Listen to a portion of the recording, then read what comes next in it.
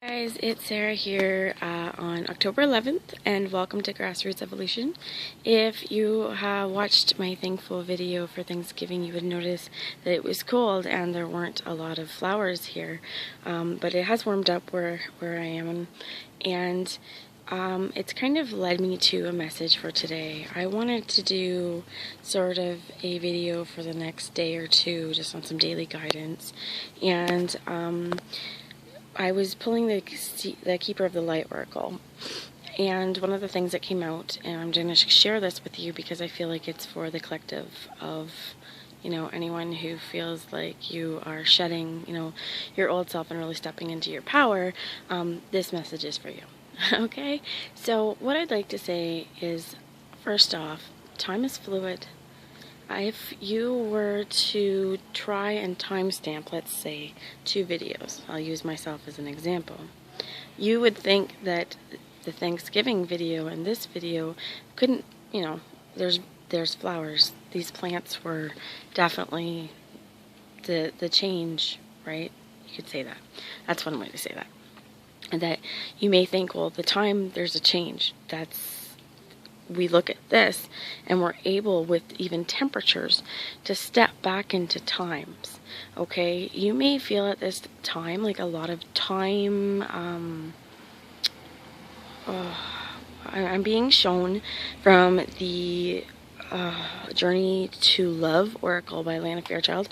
I'm being shown the rings of time. There's a card that talks about, the rings of time. And when we talk about our own free will, it's this in any lifetime.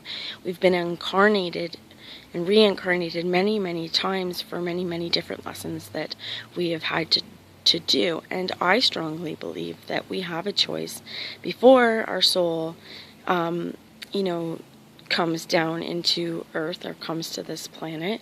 We have a choice to volunteer to do this, right? We all have lessons and purposes that we're here to do.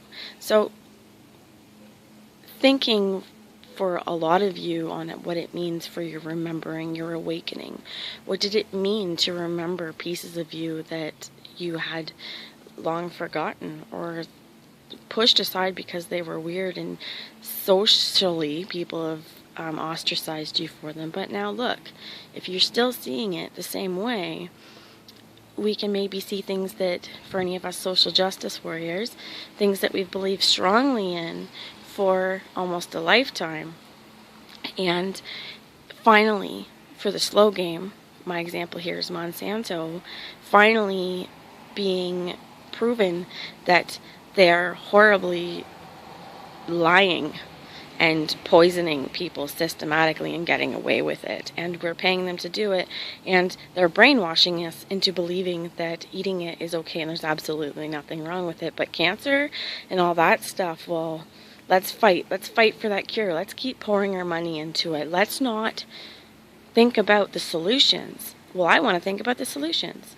Okay, Rings of Time, we can look at feminism and the way that I feel it's resurging, because I don't really watch much news. I see a lot of stuff through Facebook, honestly, but even with the Kavanaugh stuff that's been coming up, and people really forced to witness traumas, and people being triggered on a daily, walking around, this kind of thing is en masse forcing us to deal with the negativity and the darkness and the shadow side within ourselves. And these kinds of things in one instant. We may be in 2018, but we can go back in time in a snap of a finger. Here's where time is fluid. Time is what you make it. So if you choose to be free, and you choose to see the beautifulness, and you choose to be fluid.